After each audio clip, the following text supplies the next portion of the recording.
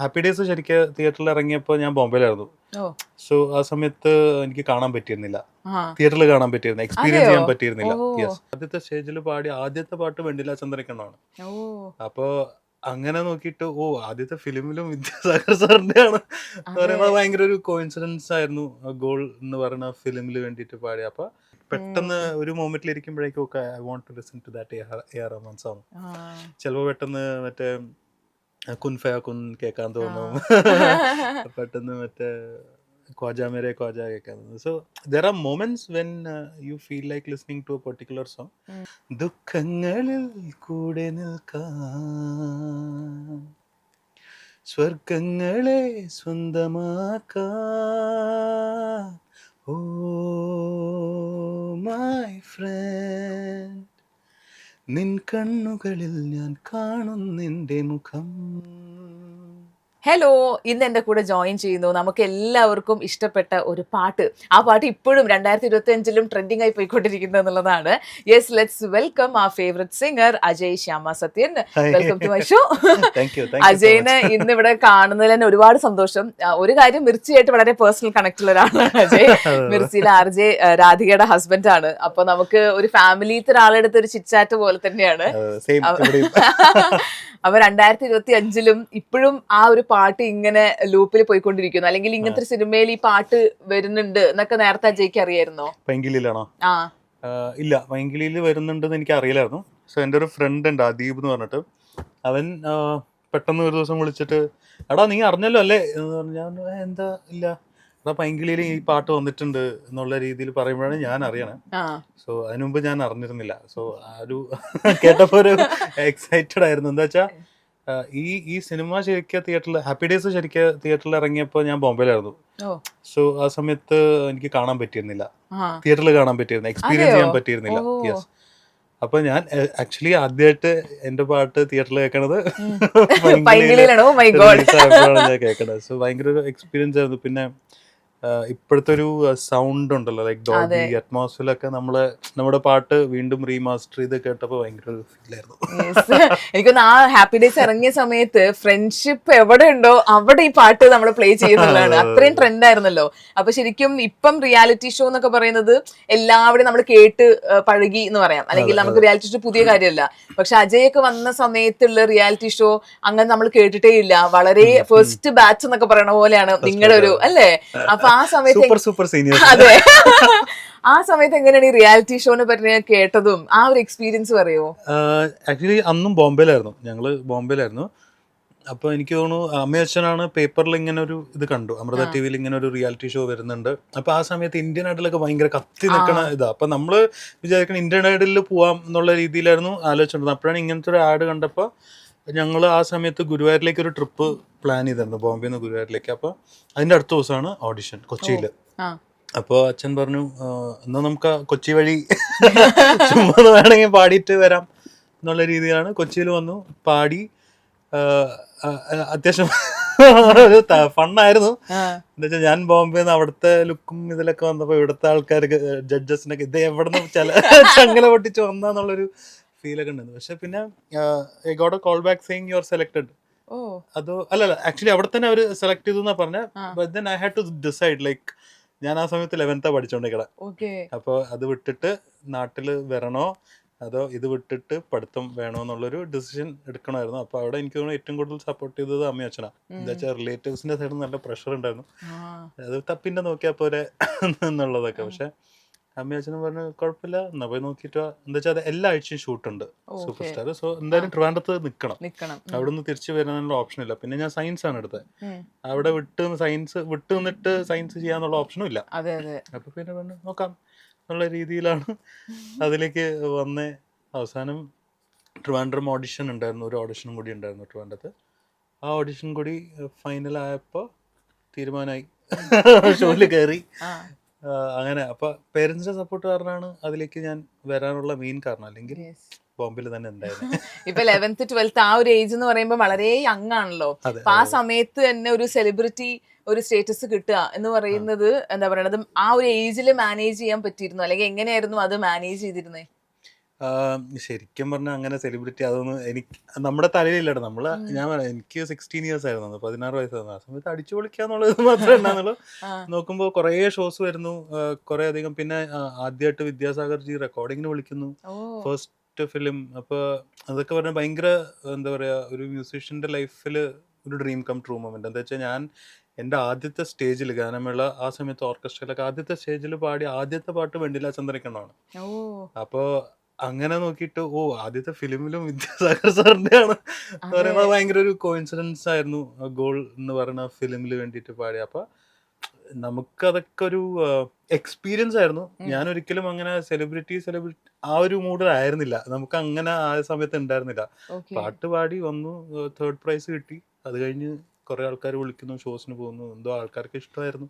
അപ്പൊ നമ്മള് അത് മാക്സിമം അങ്ങ് എൻജോയ് ചെയ്തു എന്നല്ലാണ്ട് വേറെ അങ്ങനത്തെ പരിപാടിയൊന്നും ഉണ്ടായിരുന്നില്ല. അത് എനിക്ക് മാത്രമല്ല, എല്ലാവർക്കും ഉണ്ടായിരുന്നു. എന്താ വെച്ചാൽ സൂപ്പർ സ്റ്റാർ എന്ന് പറയുന്നത് അത്രയ്ക്കും ഹൈപ്പ് ഉണ്ടായിരുന്ന ഷോ ആ സമയത്ത്. സോഷ്യൽ മീഡിയ ഒക്കെ വരുന്നതിന് മുമ്പ് തന്നെ അന്ന് ഓർക്കുട്ടിന്റെ സമയമാണ്. അപ്പൊ എനിക്കിപ്പോഴറിയാം, ഇപ്പൊ ഞങ്ങള് എനിക്കൊന്ന് സംഗീതനൊക്കെ 5 or 6 ഓർക്കുട്ട് പ്രൊഫൈലൊക്കെ ഉണ്ടായിരുന്നു. എന്താ വെച്ചാൽ അന്ന് 1000 ഫ്രണ്ട്സിനെ പറ്റുള്ളൂ ഓർക്കുട്ടില്, പിന്നെ അടുത്ത പ്രൊഫൈൽ ചെയ്യണം, അങ്ങനെയൊക്കെയാ. ഇപ്പൊ സംഗീതത്തിന് 5 or 6 പ്രൊഫൈല് അങ്ങനെ ആ സമയമായിരുന്നു. അപ്പോൾ അതില് ആൾക്കാർ ആ സമയം വെയിറ്റ് ചെയ്യും, ഈ ഷോന് വേണ്ടിയിട്ട് അവർ വെയിറ്റ് ചെയ്യും, സീരിയൽസ് ഒക്കെ മാറ്റി വെക്കും. അപ്പൊ അങ്ങനത്തെ ഒരു എനിക്ക് കേരളത്തിലെ ആദ്യത്തെ ഇപ്പൊ നമ്മൾ ഇന്ത്യൻ ഐഡൽ കണ്ട പോലത്തെ ഒരു റിയാലിറ്റി ഷോ ആയിരുന്നു അമൃത TV സൂപ്പർ സ്റ്റാർ. അപ്പൊ അത് മലയാളത്തിൽ വന്നപ്പോ മലയാളീസ് അത് ഏറ്റെടുത്തു എന്നുള്ളതാണ്.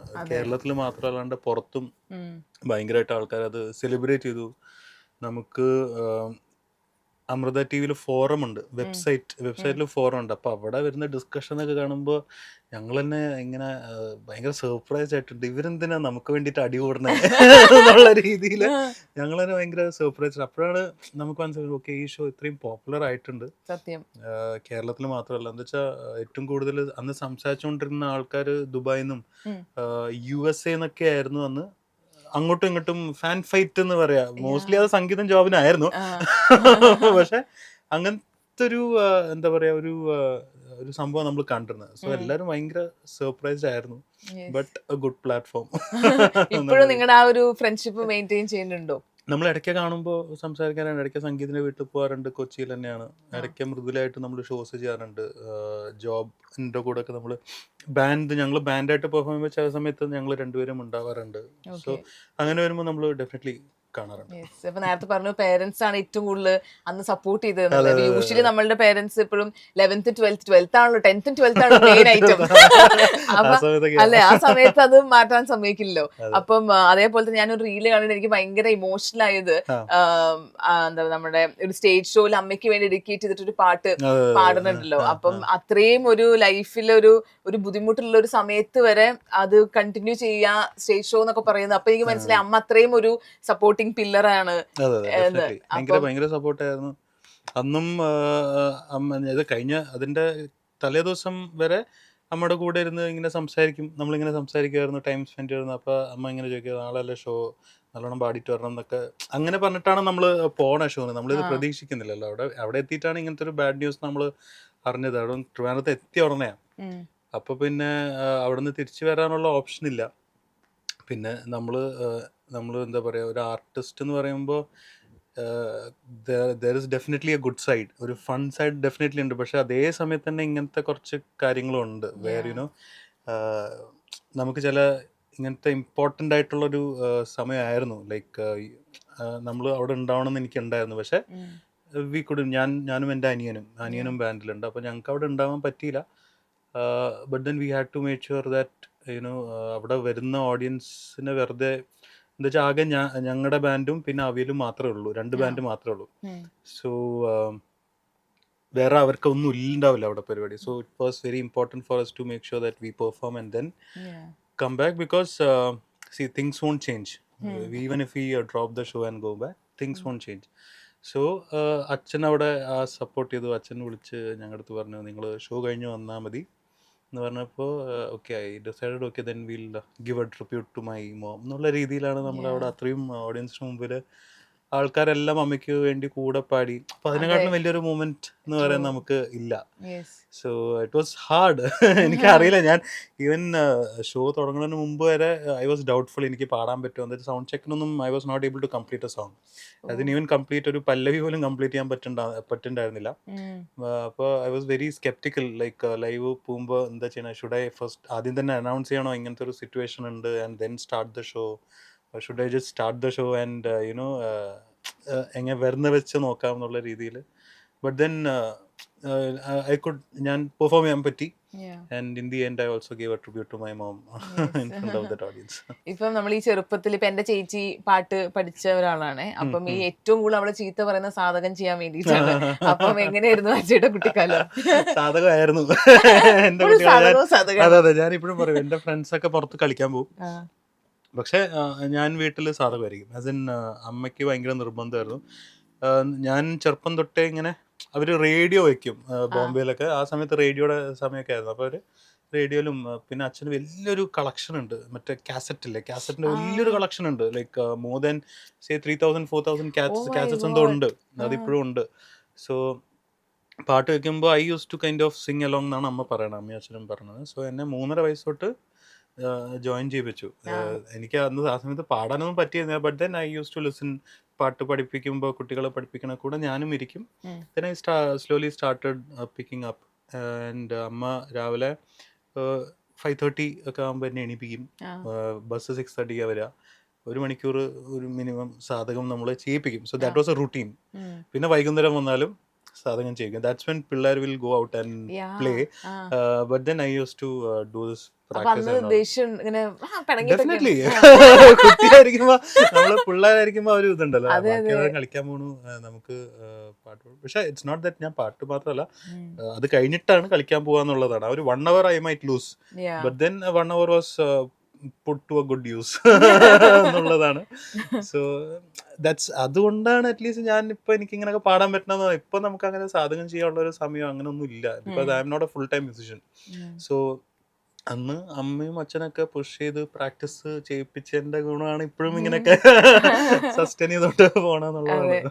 ഇപ്പൊ ഞാൻ ആലോചിക്കായിരുന്നു, സാധാരണ നമ്മളിപ്പം മോഹൻലാലിനെ ബിഗ് സ്ക്രീനിൽ കാണുമ്പോൾ ലാലേട്ടൻ MG ശ്രീകുമാർ എന്ന് പറയുന്ന പോലെയായിരുന്നു അല്ലു അർജുന്റെ ഡബ്ഡ് മൂവീസിലൊക്കെ എന്താ പറയാ അജയുടെ വോയിസ് എന്ന് പറയുന്നത്. അപ്പൊ ആ സമയത്ത് എപ്പോഴെങ്കിലും ഈ ഡബ്ഡ് അല്ലേ ഒറിജിനൽ അല്ലോ എന്നുള്ള ഒരു ബുദ്ധിമുട്ട് തോന്നിയിട്ടുണ്ടോ? ഡെഫിനറ്റ്ലി. എന്താ അറിയോ, ആ സമയത്ത് ഡബ്ഡ് ഫിലിംസ് എന്ന് പറയുമ്പോൾ it was not very well received, to be very frank. Allu അർജുൻ്റെ ഫിലിംസിന് മാത്രമാണ് ഇത്രയ്ക്കും ആൾക്കാർ സെലിബ്രേറ്റ് ചെയ്ത്, അല്ലെങ്കിൽ ആൾക്കാർ അറ്റ്ലീസ്റ്റ് പോയി കാണുക എന്നുള്ളത്. എന്താ വെച്ചാൽ ഫ്യൂ തിങ്സ്, അതായത് അവിടുത്തെ ഒരു ലാംഗ്വേജ് ഇവിടെ വന്ന് മലയാളം ചെയ്യുമ്പോൾ കുറച്ചൊരു ഇപ്പോഴത്തെ ആൾക്കാർ ക്രിഞ്ച് എന്നുള്ള സാധനം പറയുന്ന രീതിയിലായിരുന്നു. ഭയങ്കര അങ്ങനത്തെ കുറച്ച് പ്രശ്നം ഉണ്ടായിരുന്നു. അതേപോലെ പാട്ടുകളിൽ വരുമ്പോഴും ലിറിക്സ് എന്താ പറ്റുകയെന്ന് വെച്ചാൽ, it's not that they are bad lyricists. The thing is they have to match the lip. അവിടെ എന്താണ് അതിനനുസരിച്ച് വേണം മലയാളത്തിലെ വാക്കുകൾ ഇവർക്ക് എഴുതാൻ. സോ അങ്ങനത്തെ ഒരു കൺസ്ട്രെയിനിൽ ഇരുന്നുകൊണ്ടാണ് ഇവര് ലിറിക്സ് എഴുതുന്നത്.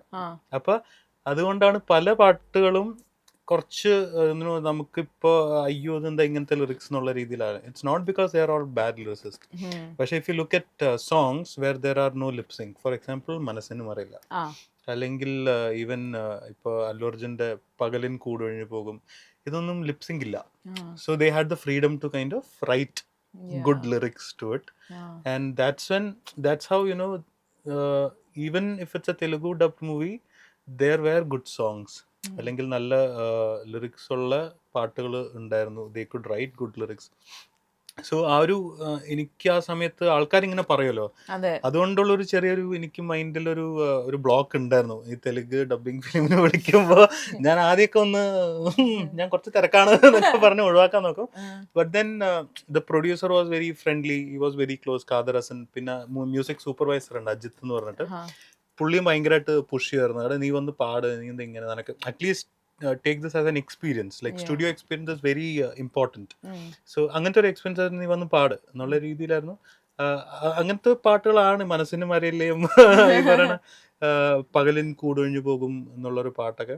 എൻ്റെ സ്പോട്ടിഫൈയിൽ ഏറ്റവും ടോപ്പ് പ്ലേഡ് സോങ് ആണ് പകലിൻ കൂടൊഴിഞ്ഞു പോകും എന്നുള്ളൊരു സോങ്. അപ്പോൾ നൗ ഇപ്പൊ ആലോചിക്കുമ്പോ അതൊക്കെ വിട്ടില്ലല്ലോ എന്നുള്ളത്, അത് വിടാൻ നന്നായെന്നുള്ളൊരു ഇതുണ്ട്. അപ്പൊ അത് ആ ഒരു ടോപ്പിലുള്ള പാട്ടായതുകൊണ്ട് തന്നെ നമുക്ക് ആ പാട്ട് 2 വരി നമുക്ക് വേണ്ടി. പകലിൻ കൂടൊഴിഞ്ഞു പോകും സന്ധ്യേ, പറയാൻ നീ മറന്നതെന്തേ സ്നേഹം, പിൻവിളി കേൾക്കാതെ പിരിയുകയാണു നീ, മേഘം ഇരുളുകയാണകലേ, ഞാനോ പിടയുകയാണിവിടെ, ഓ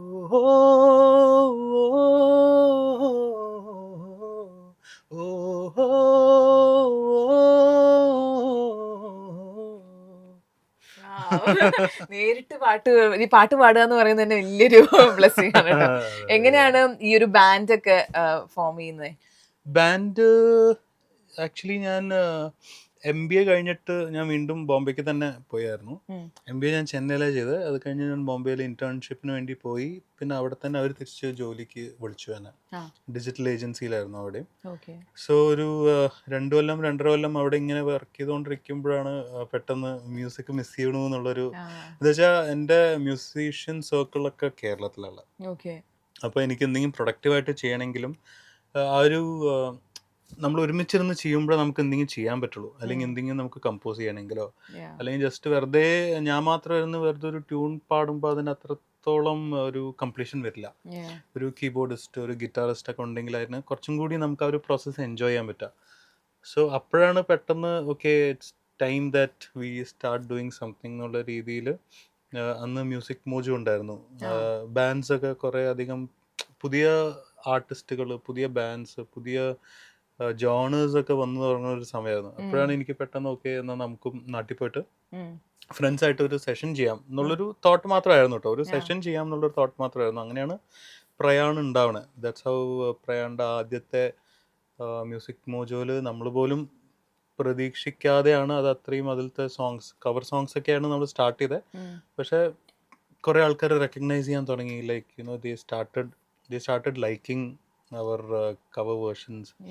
അപ്പോൾ നമ്മൾ പോലും വിചാരിച്ചില്ല ഓക്കെ ഇതൊരു ഇൻ ഫ്യൂച്ചർ ഇതൊരു ബാൻഡായിട്ട് നമുക്ക് കൊണ്ടുപോകാൻ പറ്റും. എൻ്റെ ഒരു ഫ്രണ്ടാണ് അശ്വതി എന്ന് പറഞ്ഞൊരു ഫ്രണ്ടാണ് പേര് പോലും സജസ്റ്റ് ചെയ്തത്, പ്രയാൺ എന്ന് പറഞ്ഞിട്ട്. അതെല്ലാം പെട്ടെന്ന് ജിതിൻ രാജ്, ഞാൻ ഫേസ്ബുക്കിൽ ഇങ്ങനെ ഞങ്ങൾ ഫ്രണ്ട്സ് ആയിരുന്നു. അപ്പോൾ ഇങ്ങനെ ചാറ്റ് ചെയ്തപ്പോൾ Jithin also was ready to come and join. പിന്നെ കീബോർഡിസ്റ്റ് രാമു രാജ് എന്ന് പറഞ്ഞിട്ട് ഞങ്ങൾ വേറൊരു കമ്പോസിഷനിൽ ഇരിക്കുമ്പോഴാണ് എപ്പോഴെങ്കിലും നമുക്കൊന്ന് കൂടാമെന്ന് അന്ന് നമ്മൾ സംസാരിച്ച് വെച്ചിട്ടുണ്ടായിരുന്നു. അപ്പോൾ പുള്ളിയെ വിളിച്ചു. അങ്ങനെ എല്ലാവരെയും ഒരു കൂട്ടി നമ്മൾ പെട്ടെന്ന് കണ്ണൂരിലേക്ക് പോകുന്നു. കണ്ണൂരിലൊരു രാമുവിൻ്റെ വീട്ടിൽ ഒരു 10-12 ഡേയ്സ് ഒറ്റയടിക്കിരുന്ന് പ്രാക്ടീസ് ചെയ്യുന്നു. അവിടുന്ന് നേരെ നമ്മൾ സ്റ്റുഡിയോയിലേക്ക് പോകുന്നു. മ്യൂസിക് മോഞ്ചിന്റെ സ്റ്റുഡിയോയിൽ പോയി പെർഫോം ചെയ്തിട്ട് അത്രയ്ക്കും ഒരു എന്താ പറയാ ചടപടേന്നായിരുന്നല്ലോ. ബട്ട് ദെൻ കവർ സോങ്സ് ആയതുകൊണ്ട് ഭയങ്കര ബുദ്ധിമുട്ടായിരുന്നില്ല. നമുക്ക് ഇഷ്ടമുള്ള പാട്ടുകൾ, പിന്നെ ആൾക്കാർക്ക് കേൾക്കാൻ ഇഷ്ടമുള്ള പാട്ടുകളൊക്കെ നമ്മൾ കുറെ കമന്റ് സെക്ഷനിലൊക്കെ നോക്കി അങ്ങനെ സെലക്ട് ചെയ്ത പാട്ടുകളാണ് ഈ പറയുന്ന മൗനം സ്വരമായി അല്ലെങ്കിൽ എന്തിനൊരു സൂര്യോദയം എന്നൊക്കെയുള്ള പാട്ടുകൾ. സോ അതിൻ്റെ നമ്മൾ അങ്ങനെ സോള് ഭയങ്കരമായിട്ട് നഷ്ടപ്പെടുത്താതെ നമ്മൾ പെർഫോം ചെയ്തപ്പോൾ ആൾക്കാർ ഭയങ്കരമായിട്ട് അത് റിസീവ് ചെയ്തു. അങ്ങനെയാണ് അതിന്റെ തുടക്കം. ഇപ്പൊ ഈ ബാൻഡ് അല്ലെങ്കിൽ ഒരു മ്യൂസിക് എന്ന് പറയുന്ന ഒരു പാഷൻ അല്ലാതെ പാരലായിട്ട് വേറൊരു ജോലിയും കൊണ്ടുപോകുന്നുണ്ടല്ലോ. അപ്പൊ എപ്പോഴും ഇങ്ങനൊരു ബാക്കപ്പ് പ്ലാൻ എത്രമാത്രം ഇമ്പോർട്ടന്റ് ആണെന്നാണ് അജയ്ക്ക് ഫീൽ ചെയ്യുന്നത്? അത് ഞാൻ പറയുകയാണെങ്കിൽ ഇറ്റ് ഡിപ്പെൻസ്. ലൈക്ക് അത് ഓരോരുത്തരുടെ പ്രയോറിറ്റി അല്ലെങ്കിൽ ഓരോരുത്തരുടെ സാഹചര്യം പോലെ ആയിരിക്കും. So not necessarily that everybody should follow that ആദ്യം എഡ്യൂക്കേഷൻ ദെൻ ജോലി അതിൻ്റെ കൂടെ മ്യൂസിക് അങ്ങനെ ആവണമെന്നില്ല. If you can kind of you have that surroundings and support to kind of focus on one thing, as in പാട്ട് മാത്രമാണെങ്കിൽ definitely go for it. എന്താ വെച്ചാൽ അന്നത്തെ പോലെ അല്ല, ഇന്ന് ഭയങ്കര ഓപ്പർച്യൂണിറ്റീസ് അന്നത്തിനായിട്ടും ഭയങ്കര കൂടുതലാണ്. നമ്മൾ ജസ്റ്റ് യൂട്യൂബോ ഇൻസ്റ്റാഗ്രാമിന് കുട്ടികളടക്കം ഇപ്പോൾ കോണ്ടന്റ് ക്രിയേറ്റ് ചെയ്യാൻ തുടങ്ങിയിട്ടുണ്ട്. So if you are good at it, focus on that. And നമുക്ക് ജീവിക്കാൻ വേണ്ടിയിട്ടുള്ള ഒരു ബേസിക് എഡ്യൂക്കേഷൻ മാത്രം മതിയായിരിക്കും. Other than that you just give it A shot. if you're good at something, give it a shot, and if you succeed, good. അല്ലെങ്കിൽ എപ്പോഴും backup ആയിട്ട് you can go for a job. Yeah. അല്ലെങ്കിൽ you can there are a lot of opportunities. ഇപ്പോൾ ഓഫീസിൽ പോലും അല്ലാണ്ട് after Covid if you see like hybrid ആയിട്ട് work ചെയ്യാനുള്ള ഓപ്ഷൻ ഉണ്ട്, വർക്ക് ഫ്രം ഹോം ഓപ്ഷൻസ് ഉണ്ട്. So it depends on each each person's like situations and priorities. So for me, ഞാൻ വന്നുപെട്ട സ്ഥലം Maithri advertising is a place where it's very very what do you say, ഭയങ്കര കംഫർട്ടാണ് നമുക്ക്. As in industry is also like that. It's entertainment mostly. It's advertising എന്ന് പറയുമ്പോൾ തന്നെ it's entertaining and then നമ്മുടെ ഞാൻ ജോയിൻ ചെയ്യുമ്പോൾ തന്നെ നമ്മുടെ മ്യൂസിക് മോജോ ഒക്കെ നമ്മുടെ ക്ലൈന്റ് ആയിരുന്നു. സോ ആ ഒരു എല്ലാം ഒരു കണക്ഷൻ ഉണ്ടായിരുന്നു, Kappa T V. So I was like okay നമ്മൾ എന്തൊക്കെയോ എല്ലാം ഇറ്റ്സ് ലൈക്ക് ഒരു സർക്കിൾ, ഒരു ലൂപ്പിൽ വരുന്ന പോലെ തോന്നി. So I thought okay it's a right place. And കൂടെയുള്ള ആൾക്കാരായാലും അല്ലെങ്കിൽ അതിൻ്റെ ഫൗണ്ടേഴ്സ് ആയാലും ദേ ഓൾ സപ്പോർട്ട്. ഇപ്പോൾ അതിൽ ഞങ്ങളുടെ one of the creative director വേണുചേട്ടൻ, he wrote the lyrics of ചില്ലാണേ, he is the writer of Neena. So ആ ഒരു അതാണ് like it's not only people who work, it's also like people who are creative, who also pursue their personal interests എന്നുള്ള രീതിയിൽ it's a good place. So ഒരിക്കലും എനിക്കൊരു pressure ഉണ്ടായില്ല, നീ പാട്ട് വിടണം, അങ്ങനത്തെ ഒരു പ്രഷർ ഒരിക്കലും ഉണ്ടായിട്ടില്ല. എപ്പോഴും എന്നോട് ചോദിക്കുമ്പോൾ എന്താ ഈ പാട്ടൊക്കെ എവിടെ വരെ പോകുന്നു, എപ്പോഴും പാടാറില്ലേ എന്നൊക്കെ ഉള്ള രീതിയിൽ തന്നെ ചോദിക്കാറ്. So they are also very supportive. So I thought okay അങ്ങനത്തെ ഒരു സ്ഥലത്തൊന്നും വിടേണ്ട ആവശ്യമില്ല. സോ ബ്രെഡ് ആൻഡ് ബട്ടറും നടക്കും, അറ്റ് ദ സെയിം ടൈം പാഷനും കൂടെ നടക്കും എന്നുള്ള ഇത് രീതി. രണ്ടും മാനേജ് ചെയ്യുന്നത് ഇത്രയും എനിക്കൊന്ന് മൈത്രി ഇത്രയും സപ്പോർട്ടീവ് ആയതുകൊണ്ട് കുറച്ചും കൂടി എളുപ്പമായിരിക്കും. ഡെഫിനറ്റ്ലി യെസ്, അത് സപ്പോർട്ട് ചെയ്യണമുണ്ട്. പിന്നെ it's up to like there is a stage where you need to put some extra work, hard work എന്ന് പറയും. നമ്മളിപ്പോൾ ഓഫീസ് സമയം കഴിഞ്ഞ് you can come back and rest and see movies or web series കാണാം. Otherwise you can do some again recording പോലത്തെ എന്തെങ്കിലും ചെയ്യാം. You put that extra effort. അവിടെയാണ് നമ്മൾ രാവിലെ നമ്മൾ ഇത്രയും പണി ചെയ്തു, സോ രാത്രി നമുക്കൊന്ന് ഇനി ക്ഷീണിച്ച് ഇരിക്കേണ്ട ആവശ്യമില്ലല്ലോ. അങ്ങനെയും വേണം ഇരിക്കാം, അല്ലെങ്കിൽ you can be productive at that time also. So that's how I started my career. Like ഞാൻ ബോംബെയിലുള്ള ഏജൻസി തൊട്ട് ഇവിടെ വന്നപ്പോഴും I made sure after I work I will come back and I will do something for music. Like it need not be that ഞാൻ പണ്ട് സാധകം ചെയ്ത പോലെ 1 മണിക്കൂർ ഇരുന്ന് 2 മണിക്കൂർ ഇരുന്ന് സാധകം ചെയ്യണമെന്നല്ല. It could be me recording something, like it could be some new tune, it could be some my favorite song തന്നെ ഒരു കവർ ആയിട്ട് പാടാൻ ശ്രമിക്കുക. അങ്ങനെ എന്തെങ്കിലുമൊക്കെ നമ്മൾ ചെയ്താൽ അതിന്റെ എപ്പോഴെങ്കിലും റിസൾട്ട് കിട്ടുമെന്നാണ് എനിക്ക് തോന്നിയിട്ടുള്ളത്. ഇപ്പൊ ഓരോരുത്തർക്കും മ്യൂസിക് ഓരോന്നാന്ന് പറഞ്ഞ പോലെ ഇപ്പൊ എല്ലാരും ചോദിക്കുന്ന ചോദ്യമായിരിക്കാം, but still I just want to know what is music to you? Music is something which keeps me going. Like it's a very big driver in my life. Whatever I have achieved, അല്ലെങ്കിൽ ഇപ്പോൾ ഞാൻ work ചെയ്യുന്ന സ്ഥലത്താണെങ്കിലും when somebody new comes in to join, they recognize me and they അവരുടെ കൂടെ work ചെയ്യാനും അവർക്ക് അങ്ങോട്ടും ഇങ്ങോട്ടും വർക്ക് ചെയ്യാൻ we are very comfortable. So it's something very important in my life which I can't just leave. അതുകൊണ്ടാണ് ഞാൻ I am sticking in Kerala. ഞാൻ ഇവിടെ തന്നെ കേരളത്തിൽ തന്നെ ഞാൻ നിൽക്കും. അല്ലെങ്കിൽ ബോംബെയിൽ നിന്ന് തിരിച്ച് വന്ന് തന്നെ ആ ഒരു മ്യൂസിക് കൊണ്ടുപോകണം എന്നുള്ളൊരു ഡ്രൈവും ആ ഒരു ആഗ്രഹം ഉള്ളതുകൊണ്ടാണ് ഞാൻ ഇങ്ങോട്ടേക്ക് വന്നത്. So it's a very important it plays a very important role in my life. ഫജയുടെ ഇൻസ്റ്റ നോക്കുകയാണെങ്കിൽ അങ്ങനെ ഒഴിച്ചുകൂടാൻ പറ്റാത്ത ഒരാളാണ് ഹാപ്പി എന്ന് പറയുന്ന പെറ്റ് ഡോഗ്. അപ്പൊ ഹാപ്പി ലൈഫിൽ വന്നതിന് ശേഷം എന്തൊക്കെ വ്യത്യാസങ്ങൾ അജയ് എന്ന് പറയുന്ന ഒരു പേഴ്സൺ അല്ലെങ്കിൽ ഒരു മനുഷ്യൻ ഉണ്ടായിട്ടുണ്ട്? ഹാപ്പി വളരെ ഒരു ക്രൂഷ്യൽ പോയിന്റിലാണ് ഞങ്ങളുടെ ലൈഫിലേക്ക് വന്നത്. ഞാൻ ഈ അമ്മ പോയി ഞങ്ങൾ പാലക്കാടായിരുന്നു റിച്വൽസ് ഒക്കെ ഉണ്ടായിരുന്നത്. അപ്പോൾ ലാസ്റ്റ് മൊമെന്റ് വരെ ഞങ്ങളുടെ ഫ്ലാറ്റിലായിരുന്നു, എറണാകുളത്ത് ഫ്ലാറ്റിലായിരുന്നു അമ്മ ഉണ്ടായിരുന്നത്. So it was a very big question, how do we go back to that house എന്നുള്ളത്. ഇറ്റ്സ് എ വെരി ഭയങ്കര ഡിസ്റ്റർബിങ് ആയിട്ടുള്ള ഒരു സിറ്റുവേഷൻ ആയിരുന്നു. That's when Radhika also suggested let's get a pet എന്നുള്ള രീതിയിൽ. And he was very small, 2 മാസം മറ്റേ ഉണ്ടായിരുന്നുള്ള ആ സമയത്ത്.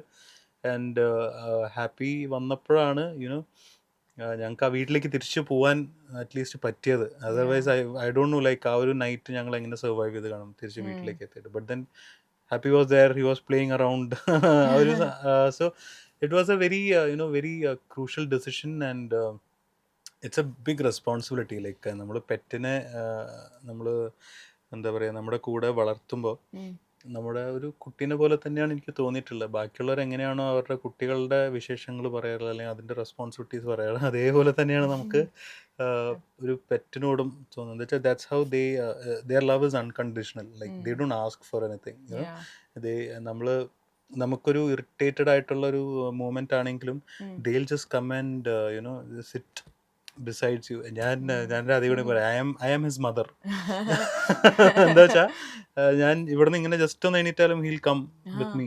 ഞാൻ ഇരുന്നാൽ അവൻ ഇരിക്കും. ഞാൻ ഈവൻ ടോയ്ലറ്റിൽ പോകാനടക്കം ഞാൻ ടോയ്ലറ്റിൽ നിന്ന് തിരിച്ചു വരണവനെ അവൻ അവിടെ ഇരിക്കും. So it's literally like I am his mother എന്നുള്ള രീതിയിൽ രാധികനെ ഇടയ്ക്ക് മൈൻഡ് പോലും ചെയ്യാറില്ല. അതിന്റെ ദേഷ്യം അവളിടയ്ക്ക് കാണിക്കാറുണ്ട്. So it has changed a lot. നമ്മുടെ ഒരു എംപത്തി എന്ന് പറയില്ലേ, അല്ലെങ്കിൽ നമ്മൾ എങ്ങനെയാണ് അവരെ കണ്ടിട്ട് പഠിക്കാൻ കുറേ കാര്യങ്ങളുണ്ട്. നമ്മുടെ ഈ ദേഷ്യം നമുക്ക് പെട്ടെന്ന് സ്പോണ്ടേനിയസ് ആയിട്ട് വരുന്ന കുറച്ച് ഡിസിഷൻ മേക്കിംഗ് എല്ലാം കുറച്ച് കഴിഞ്ഞിട്ടെടുത്താൽ എന്താ കുഴപ്പം എന്നുള്ളൊരു ചിന്തയിലൊക്കെ നമ്മൾ വന്നിട്ടുണ്ട്. And it's very comforting, when we go back home. That's something I look forward to every day in my life, as in going back home and that moment when he jumps upon you. So that's something really very I wish it stays forever with me. Yes. ഇപ്പൊ ലൈഫിൽ ഏറ്റവും കൂടുതൽ പേടി എന്ന് പറയുന്നത് എന്തിനോടായിരിക്കും?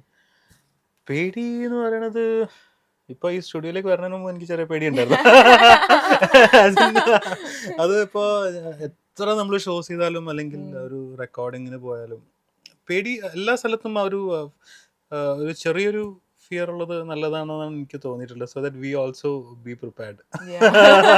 So we know that okay, there will be obstacles. Nothing will go as planned in your life. അത്രയും planned ആയിട്ട് പോവുകയാണെങ്കിൽ it's not called life, it's something else.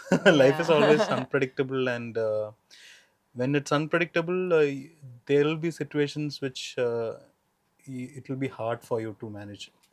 So അങ്ങനത്തെ സിറ്റുവേഷൻസ് വരുമ്പോൾ പേടി ഉണ്ടാവുന്നത് നല്ലതാണ്. പല കാര്യങ്ങളും പേടിയുള്ളത് നല്ലതാണ്. So that your decisions might be better എന്നുള്ള രീതിയിൽ.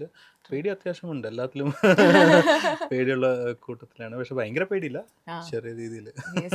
ഇപ്പൊ ഈ സ്റ്റേജ് ഷോസ് എന്നൊക്കെ പറയുമ്പോൾ ഇങ്ങനെ ലൈവായിട്ട് റെക്കോർഡിംഗ് പോലെയല്ലോ, ലൈവായിട്ട് ആളുകളുടെ റെസ്പോൺസ് കിട്ടില്ല. അപ്പൊ എപ്പോഴെങ്കിലും ഒരു മോശം അനുഭവമോ അല്ലെങ്കിൽ ഇങ്ങനെ എന്താ പറയുക ഇപ്പോഴും മനസ്സിൽ അത് അയ്യോ ആ ഒരു ദിവസം എന്ന് പറയുന്നത് അങ്ങനെ എന്തെങ്കിലും ഒരു എക്സ്പീരിയൻസ് ഉണ്ടോ?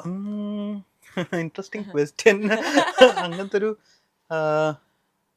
അനുഭവം എനിക്ക് തോന്നുന്നു മേ ബി ലൈക്ക് പ്രയാണ്ട് നമ്മൾ കേരളത്തിൽ ചെയ്ത ആദ്യത്തെ show it's a wedding.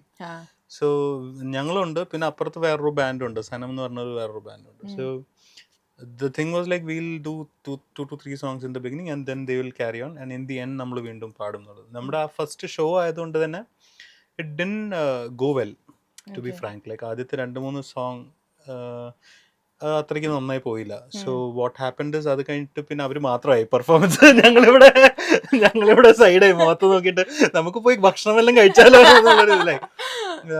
So അത് മാത്രം അങ്ങനെ. അതല്ലാണ്ട് വെനെവർ സ്റ്റേജ് എന്ന് പറഞ്ഞാൽ it's A different experience. Like you sing, audience will sing along with you.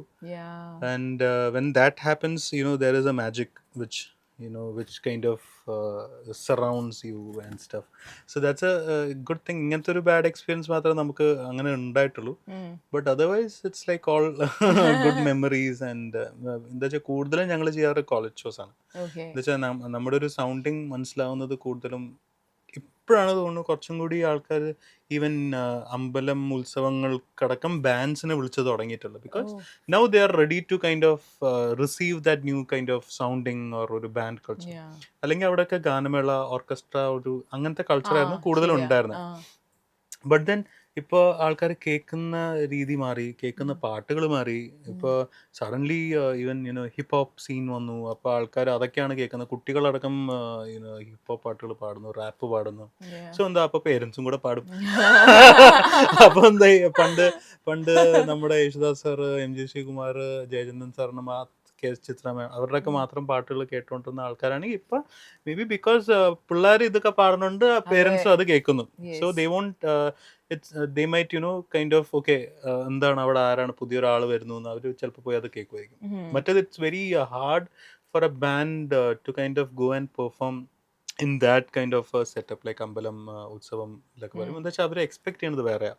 And അവിടുത്തെ crowd is not like your കോളേജിലെ 18 to 22 years എന്നുള്ള ക്രൗഡല്ല. ഇറ്റ്സ് ലൈക്ക് ഫ്രം ചെറിയ കുട്ടികൾ തൊട്ട് 70-80 വയസ്സുള്ള ആൾക്കാരടക്കം അവിടെ വരും.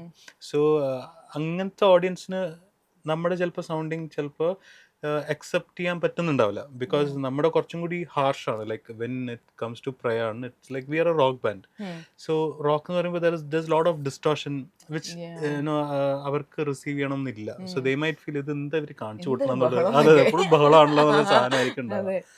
But then that has changed എന്നാണ് ഇപ്പോൾ തോന്നുന്നത്. ഞാൻ ഇപ്പോൾ ഇൻസ്റ്റാഗ്രാമിൽ കുറേ അമ്പല പരിപാടികൾ ഇപ്പോഴത്തെ ബാൻഡ്സും ഹിപ്പ് ഹോപ്പ് ആർട്ടിസ്റ്റൊക്കെ പോകുമ്പോൾ ഇഷ്ടംപോലെ ആൾക്കാരാണ് കേൾക്കാൻ വരുന്നത്. So I think it's changing. So അങ്ങനത്തെ ഒരു it's a good thing that is happening to the independent scene. Like പഴയ എന്താ വെച്ചാൽ ഇവർ പോകുമ്പോൾ ഇവരുടെ സ്വന്തം പാട്ടുകളും കൂടിയാണ് പാടാറ്, സിനിമ പാട്ടുകൾ മാത്രമല്ല. സോ ഇറ്റ്സ് ഒറിജിനൽ സോങ്സും കൂടിയാണ് പാടാറ്. സോ ഇറ്റ്സ് എന്താ വെച്ചാൽ അത്രയും 2000 ആൾക്കാർ നമ്മുടെ ഒരു പുതിയ കമ്പോസിഷൻ കേൾക്കുമ്പോൾ it's an exposure that we also get, no? So that's how it has changed and I think it's for good. ഇപ്പം അജയുടെ ഒരു ലൈഫ് നോക്കുകയാണെങ്കിൽ ഏറ്റവും ഒരു ഹാപ്പി ആക്കുന്ന ഒരു കാര്യം എന്താണ്? What makes you happy? What makes me happy? Happy makes me happy. And then a lot of things like നമ്മളിപ്പോ വീട്ടിൽ പോകുമ്പോഴും see for me if you look at like Monday to Saturday it's going to work and work is a good place for me at least. എന്താ വെച്ചാൽ ഭയങ്കര കുറേ ഇപ്പോൾ പിള്ളേരാണെങ്കിലും they are very creative. നമ്മൾ പോലും ആലോചിക്കാത്ത രീതിയിലത്തുള്ള ഐഡിയാസ് ഒക്കെയാണ് അവർ ആലോചിക്കാറ്. അവർ വന്ന് പ്രസൻറ്റ് ചെയ്യുമ്പോൾ it's a happy place for me. And when you come back you have my wife. So that's again a happy place. So it's not just one thing, it's like many things that makes me happy. So അതങ്ങനെ define ചെയ്യാൻ പറ്റുമെന്ന് എനിക്ക് തോന്നുന്നില്ല. Yes, എപ്പോഴും ഇങ്ങനെ ലൂപ്പിൽ ഇപ്പം latest നോക്കുകയാണെങ്കിൽ ഇപ്പൊ ലൂപ്പിൽ കേൾക്കുന്ന ഒരു പാട്ട് അങ്ങനെ ഉണ്ടോ പൊതുവെ? ഇങ്ങനത്തെ ലൂപ്പില് ഞാനിപ്പോൾ കുറച്ചും കൂടി എനിക്ക് തോന്നുന്നു ഒരു ടെക്നോ മ്യൂസിക്കിലേക്ക് കുറച്ച് ഇൻട്രസ്റ്റ് വന്ന് തുടങ്ങിയിട്ടുണ്ട്. So whenever I travel I explore new techno tracks. And ഇപ്പം ഞാനും എൻ്റെ അനിയനും കൂടി ഇപ്പോൾ നെക്സ്റ്റ് ഒരു പ്രോജക്റ്റ് എന്ന് പറയുന്നത് ഇറ്റ്സ് ഒരു മെലോഡിക് ടെക്നോ ഒരു പ്രോജക്റ്റാണ് നമ്മളിങ്ങനെ പ്ലാൻ ചെയ്തുകൊണ്ടിരിക്കുന്നത്. So that's what I have been listening to recently. It's not just one artist, it's like multiple artist. പക്ഷെ അതല്ലാണ്ട് ഐ തിങ്ക് ഒരു as a musician or as a singer ഒറ്റ പാട്ട് ലൂപ്പിലിട്ട് കേൾക്കുന്നത് ഭയങ്കര ബുദ്ധിമുട്ടായിരിക്കും.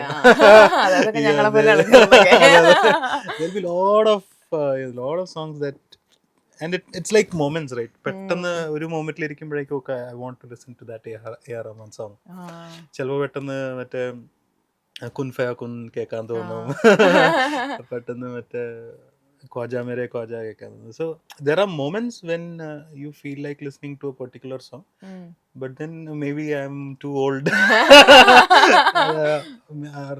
ഞാൻ കുറെ പുതിയ സാധനങ്ങൾ കേൾക്കാനാണ് ഞാൻ നോക്കാറ്. ആ ഒരു ലൂപ്പിന്റെ ഇതൊന്നും മാറി. അപ്പൊ അതൊക്കെ കോളേജ് സമയത്തൊക്കെ ആയിരുന്നു കുറച്ചും കൂടി കോൺസ്റ്റന്റ് ലേണിംഗ് എത്രമാത്രം ഇതിൽ ഇമ്പോർട്ടന്റ് ആണ്.